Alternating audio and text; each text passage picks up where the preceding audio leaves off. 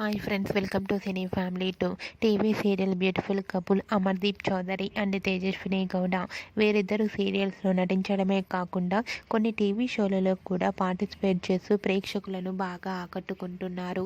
Amardeep and Tejaswini social మీడియాలో చాలా యాక్టివ్గా ఉంటూ తమకు సంబంధించిన ప్రతి అప్డేట్స్ని ఎప్పటికప్పుడు షేర్ చేస్తూ ఉంటారు.